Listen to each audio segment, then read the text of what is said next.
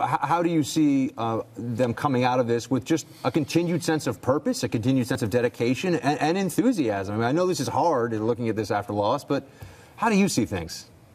Yeah, and I happen to be, I can point to a lot of bright sides, and I don't think I'm being Pollyannish. First of all, I have to make this editorial comment. The amount of money the Democrats spent going after Allen West and Mia Love, it strikes me that the only thing that they're intolerant of is black Republicans, and that's an untold story. Razor-thin margins. Both of those guys are rock stars, and they'll be back either way. Look at the total House number, and remember, we picked up 63, netted 63 seats in 2010, the largest number since 1930-something, and we only lost 2 of those. That means despite Metascare, despite the fact that everybody voted for the Ryan budget in the House, and Nancy Pelosi said that that would be the death of the Republican majority, we maintain that majority, and based on my numbers, we've endorsed 75 House members in this cycle. We won 67 of those.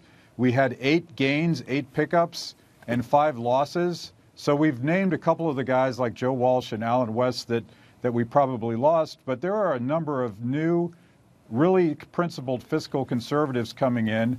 We swept North Carolina. We picked up seats in Indiana and Kentucky, and even Pennsylvania. So understand that the House is a real success story. The fact that we gained so much in 2010 and actually made it more conservative. And I would even argue that the Senate, we picked up Jeff Flake, we picked up Ted Cruz. I'd probably include Deb Fischer in that. The Republican caucus in the Senate may now be controlled by fiscal conservatives. I'm feeling a little better, Will. I know you've got a question. Matt, that's an interesting point on the House side. I don't think that's a false silver lining you just pointed out. That putting it into context, that 2010 was historic gains in the House, in a follow-up election where the president, and you expect down-ballot success, right, where the president won a strong electoral college victory, it didn't really bleed down to those House races, having Republicans only lose 2 House seats. I think that's a legitimate silver lining. But, Matt, I don't know if I share your silver lining on the Senate side. I think there's a legitimate story now about 2 election cycles where Republicans have had ample opportunity to make significant gains in the Senate, right? And between Sharon Angle and Christine O'Donnell, we lost that opportunity in 2010.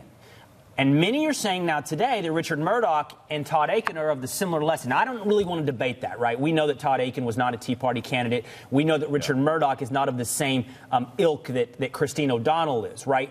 But I read this in Politico the other day. I read that after this election cycle, that Republican establishment figures would be reaching out to grassroots activists, and I assume that means people like FreedomWorks, to avoid Christine O'Donnell's in the future, to avoid the unelectable candidate, to try to come together to get electable candidates. So clearly my question is just simple to you, Matt. Have you at FreedomWorks heard from establishment people like Mitch McConnell about the future?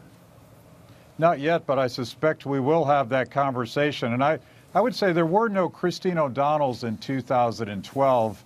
Richard Murdoch, I mean, Todd Akin was a long-standing establishment Republican and earmarker, but he wasn't Christine O'Donnell. So these train wrecks you saw in a lot of these races, there was a coming to terms with Tea Partiers and establishment Republicans rallying around someone like Connie Mack. The fact of the matter in this cycle, and I don't dispute the fact that we got our clocks cleaned in the Senate. We absolutely did. We were gunning for majority, and we didn't even get close. But understand that our strategy was to push up ballot voting in hopes that Connie Mack could outperform the weakness at the top of the ticket. Mitt Romney took the big issues like health care off the table, and there's no way to work around that. It became a personality contest, and Mitt Romney got slaughtered in terms of this Scrooge McDuck caricature.